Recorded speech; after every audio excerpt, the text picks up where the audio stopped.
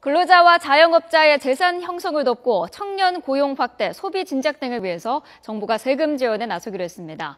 동시에 다른 부문에서는 과세 기준을 강화해서 연간 1조 원 이상의 세금을 더 걷겠다는 방침입니다. 하지만 세수 부족과 재정 적자 확대 추세에 대응하기 위한 근본적인 대책이 될지는 미지수인데요. 박성호 YTN 경제전문기자와 함께 정부의 올해 세법 개정안 주요 내용과 효과 등에 대해서 분석해보겠습니다. 어서 오십시오. 네. 자, 해마다 지금 세금제도 바꿀 때 그 시대사항이 반영되기 마련인데 올해 세법 개정안은 중점을 어디에 두고 있습니까? 자, 세금을 통해서, 세금 지원을 통해서 우선 청년 고용을 좀 확대를 해보겠다. 네. 그게 정부의 첫 번째 목적이고요.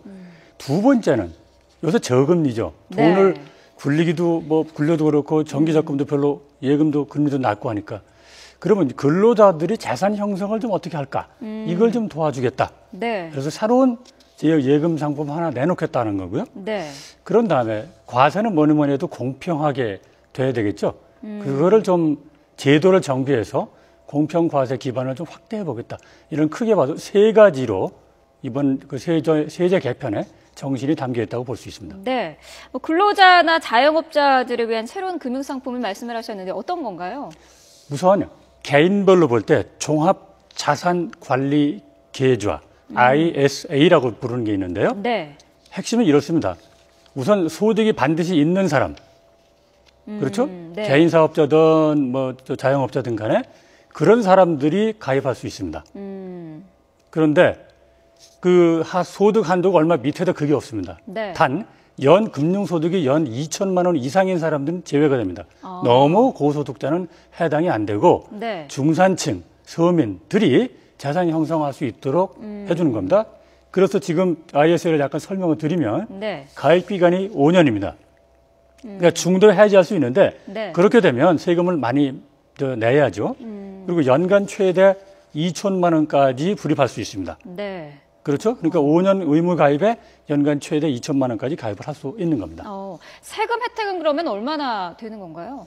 이렇게 되죠. 자, 내가 2천만 원씩 5년을 불입을 했다. 네. 그럼 총 1억 원이 들어가겠죠. 네. 1억 원이 들어가는데 최종 소득이 1,200만 원이 플러스 이득이 났다. 1,200만 원의 수익이 났다라고 가정을 합시다. 네. 그러면 여기다 다 세금을 1%, 2%, 10% 이렇게 매기는 게 아닙니다. 1,200만 원에서 네. 200만 원을 무조건 뺍니다.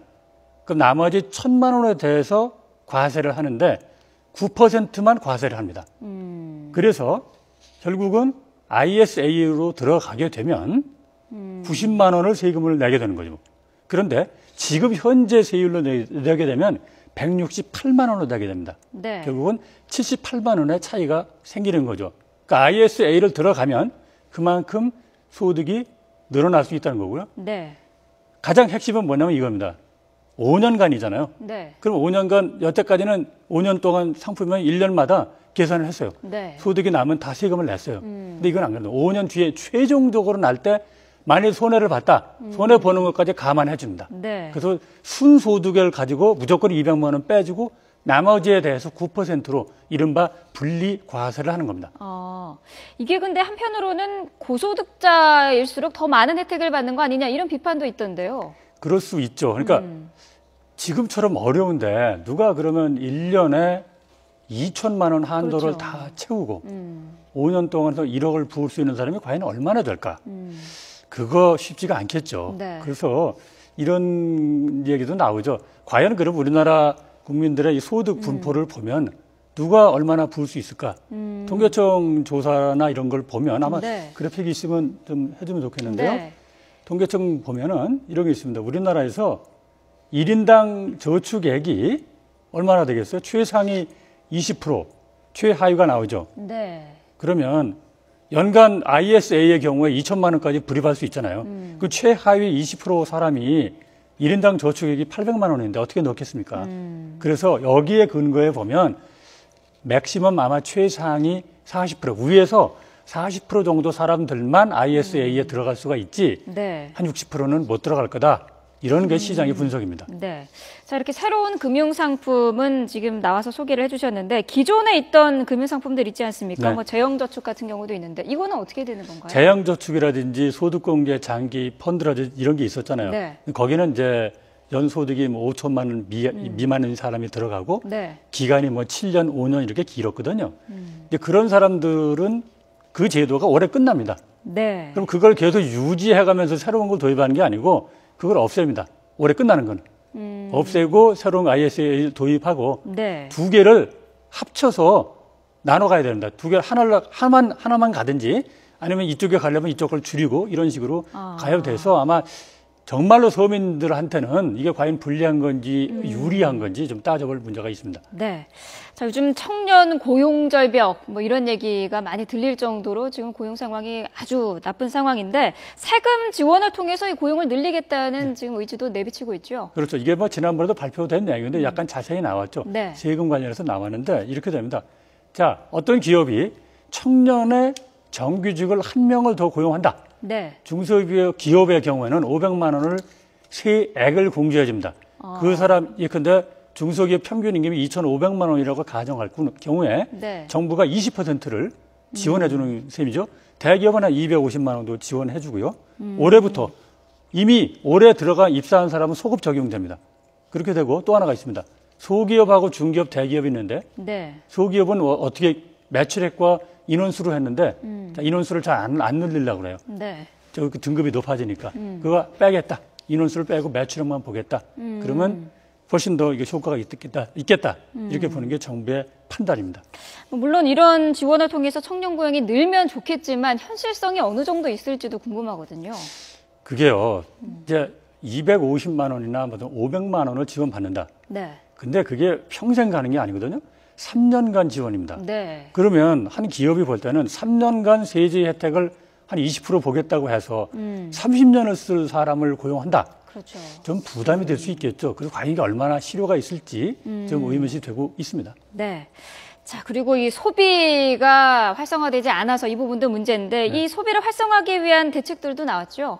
크게 봐서요. 명품백, 그러니까 한 500만 원짜리가 네. 그전에는 세금이 많이 붙었습니다. 이번에 뭐 세법으로 얘기해서 좀 확대를 조치를 완화시켜주면 네. 몇십만 원 싸진다, 한 40만 원 좀 싸진다고 합니다. 네. 그래서 지금 나오죠? 그래픽도 한번 보실까요? 500만 원짜리를 개별 소비세라는 게 예전에 특별 소비세라는 겁니다. 네. 근데 요즘 명품 사는 사람들도 많고 또 냉장고 이런 거 이미 뭐 생활 필수품이 돼 있기 때문에 굳이 거기 물릴 필요가 있냐 이래서 완화시킨 건데 네. 500만 원짜리 명품백을 사면 40만 원을 내려간다고 그러는데 네. 저는 뭐 이런 거하고 별로 관계가 없어서 그런지 실감이 안 납니다만은 이게 얼마나 소비를 좀 진작을 시킬지 모르겠습니다. 네. 자, 그리고 지금 뭐 카드와 관련해서도 뭐 체크카드와 신용카드를 얼마나 사용해야 되느냐 이 부분도 좀 궁금한데 예. 어떻게 나왔나요? 이렇게 되죠. 체크카드의 경우에 자, 자기가 지난 1년 동안에 체크카드를 1,000만 원을 썼습니다. 네. 그럼 그거를 반으로 나눕니다. 그럼 500만 원이죠. 6개월에 500만 원이죠. 네. 그러면 바로 해당됩니다. 이번 분기에 윤재희 앵커가 체크카드로 800만 원을 썼다고 가정해 봅시다. 네. 그러면 지난 6개월간 500만 원이죠. 그러면 300만 원 더 썼죠. 네네. 그 썼은 거에 반을 잘라서 150만 원을 소득 공제해 주는 겁니다.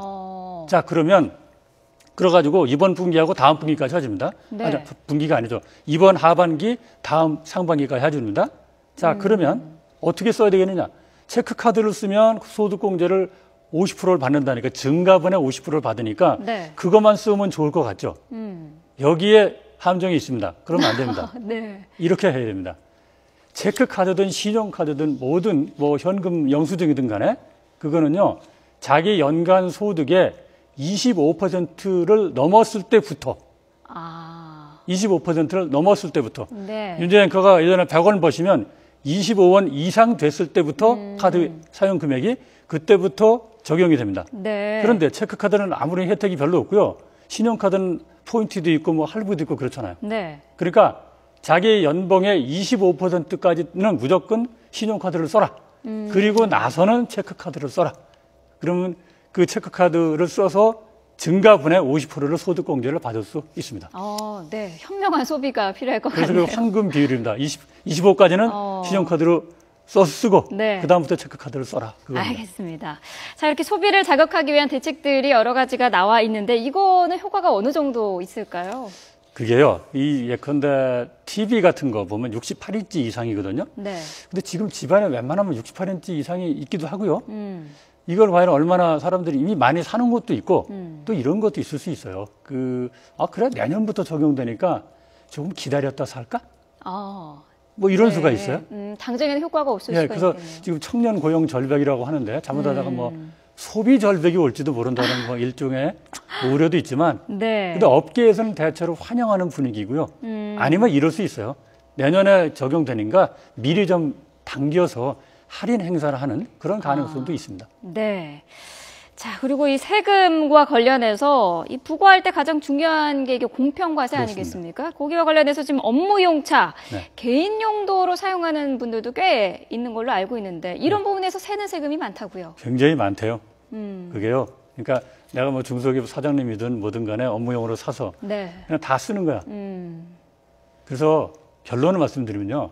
정부가 업무용 차를 개인용으로 쓰지 못하게 하겠다. 네. 이래 가지고 얻을 수 있는 세수 확보가 1년에 5,500억 원 정도로 예상을 하고 있는데요. 네. 실제로 이게 엄청나다고 합니다. 작년에 7조 몇천억 어치의 자동차를 살 때 네. 그거 다 거의 경실련 주장에 따르면 세금 혜택을 다 받았다고 합니다. 네. 그래서 이거는 좀 자세한 내용은 복잡한데 네. 어쨌든 업무용을 개인 용도로 써서 세금을 탈루한다. 그건 좀 양심에 좀 어긋나는 일이죠. 네. 자, 그리고 그동안 이 세금에서 좀 자유로웠던 종교인에 대한 과세도 다시 추진된다고 하는데 이거는 어느 정도 이게 지금 사실 박근혜 네. 정부 들어와서 지금 2번 실패했고요. 네. 이번에 3번째입니다. 그래서 핵심은 이렇게 됩니다. 우선 소득세법에 종교소득세라고 하는 말을 아예 집어넣습니다. 그건 일단 그 말을 집어넣는 건 최초입니다. 네. 넣고 그다음에 원천 징수를 해야 되는데 윤재희 앵커나 저는 원천 징수를 당하고 그렇죠. 있거든요. 네. 하고 있는데 그거는 선택사항입니다. 그래서 목회자가 신고하면 되는 거고 안 되면 네. 나중에 뭐 저 국세청에서 또 통보를 하고 그러겠죠. 그렇지만 일단 선택사항인데 또 가장 중요한 건 뭐냐면 하나 비교를 해볼까요? 연소득 8천만 원이라고 가정을 해봅시다. 네. 윤재희 앵커가 8천만 원이고요. 목회자인 제가 8천만 원이고요. 네. 이렇게 가정을 했을 때 세금 차이가 얼마나 나겠습니까? 종교인은 125만 원 내고요. 윤재희 앵커가 일반인은 717만 원 냅니다. 엄청나게 많이 차이 나죠. 네. 물론 종교 단체라는 게 사회 공헌 사업도 많이 해서 또 나름대로 공헌하는 게 있겠죠. 네. 있겠지만 자 문제는 이게 이제 국회에 가서 통과되겠느냐. 내년 4월에 총선인데 이 또 신앙인 많지 않습니까? 네. 이거 과연 통과가 될지 벌써부터 좀 걱정하는 사람들이 많이 있습니다. 네. 자, 세수 부족을 해결하기 위한 지금 대책들은 많이 나와 있는데 이게 근본적인 대책은 빠져 있는 것 아니냐 이런 비판도 있거든요. 어떻게 보시나요? 지금 현 정부의 근본적인 세금 정책은 증세 없는 복지를 하겠다. 네. 좋죠. 아주 좋은 얘기죠. 그런데 증세가 현실적으로 필요할 경우는 어떻게 하느냐. 이런 거를 증세를 안 하고 그럼 어떻게 하느냐. 지금까지 과세를 안 했다든지 무슨 감면 조치라든지 이런 거를 좀 줄여서 네. 그 증세의 효과를 상쇄하겠다라는 게 전 정부의 이제 목표였는데 그게 잘 안 지켜지고 있고요. 세금, 예상보다 세금 훨씬 덜 거칩니다. 네. 작년에만 해도 10조 9천억 원이 덜 거쳤습니다. 올해도 세수 부족이 분명합니다. 네. 그래서 지난 24일에 추가 경정 예산에 세수 그거를 막기 위해서 5조 4천억 원의 세입 경정을 이미 만들어 놨습니다. 네. 그 올해는 펑크가 안 나겠죠. 이미 예상해서 이걸 막았으니까. 자, 문제는 내년이죠. 내년에 정부가 공식으로 세금이 5,600억 원 정도 세수가 늘 것으로 예상하고 있습니다. 네. 5,600억 원 정도 늘 거로 예상하고 있는데 과연 이거 가지고 그러면 지금 작년에 10조 9천억이고 7, 8초가 평균으로 났는데 네. 이게 과연 감당할 수 있을 것인지 나는 그 의문이 많고요. 네. 또 하나 지난번에 추가 경정 예산할 때 여야가 합의하면서 그 말을 분명히 썼습니다. 뭐라고 했냐면요. 법인세 정비 등 이런 말이 분명히 있었는데 네. 그게 지금 온데간데 없어졌네요. 그럼 이 부분은 지금 아예 논의가 안 되고 있는 전혀 상황입니까? 이번 세법 개정안 얘기할 때는 법인세 뭐 인상이라든지 네. 뭐 이런 얘기는 전혀 없었습니다. 자, 지금 세수 구조를 지금 제대로 개편하지 못했다 이런 비판도 계속 나오고 있습니다. 어떻게 보십니까? 그러니까 세수 부족을 못 배우는 것도 문제지만 네. 구조가 문제입니다. 우선 쉽게 보면요. 뭐 돈이 없고 가난하신 분도 있고 뭐 저도 세금을 안 냈으면 좋겠습니다만은 면세 받는 사람들이 있죠. 네. 그게 48%나 됩니다. 그게 2013년만 해도 한 38% 됐거든요. 네. 근데 급격히 늘었어요. 그 왜냐하면 연말정산 파동 기억하십니까? 네. 그런 것 때문에 이 중산층이 어디냐 이걸 많이 높여놨어요. 네. 어쨌든 결과적으로 그 세금 안 내는 사람들의 비중이 거의 절반에 해당해서 그게 좀 문제가 되는 거 아니냐라는 게 있고요. 네. 그다음에 이제 부가세 간이 과세라고 하는 건 뭐냐면 영세업자들 이거 연 4,800만 원 이하 매출액이 네. 그런 사람들은 아예 세금 계산서를 발행을 안 해도 됩니다. 어. 그런 간이 과세가 있는데 네. 그게 한 35만 명 되거든요.